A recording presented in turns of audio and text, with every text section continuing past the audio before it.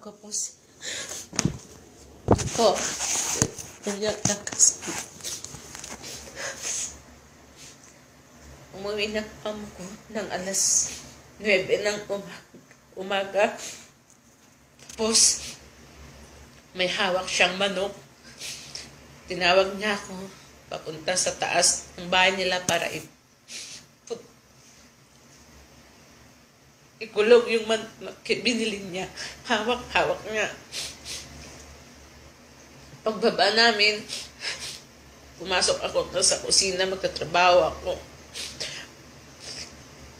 Pero, sabi niya sa akin, tinawag niya ako kasi may sasabihin daw siya. Lumapit ako sa kanya. Hinilan niya ako papunta sa isang kwarto sa labas. Sabi ko, bakit? Ano ba problema mo? Sabi ko sa kanya.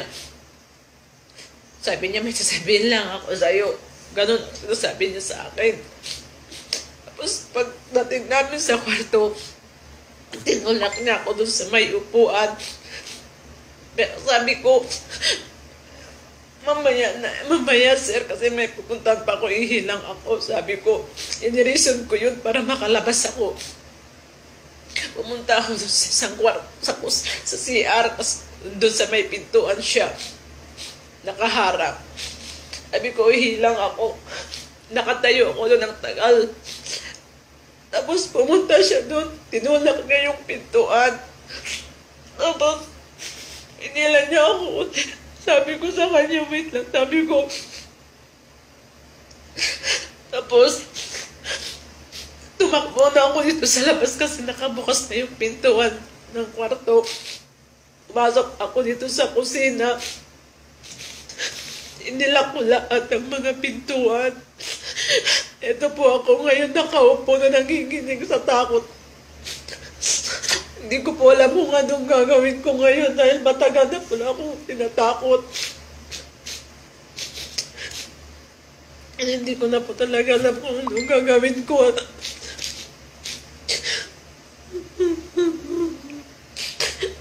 Matagal na, nung una, matagal na akong nagrereklamo sa OWA, pero hanggang ngayon wala palang resulta sa akin.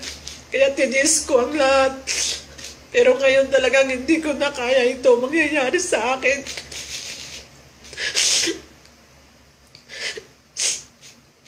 Kaya sana nito ko po ang tulong ninyo. Parang awa nyo na bago po mamuli ang lahat sa akin.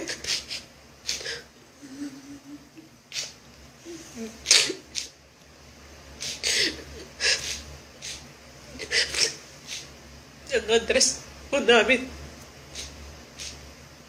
Tinatago nila yung address sa akin dito.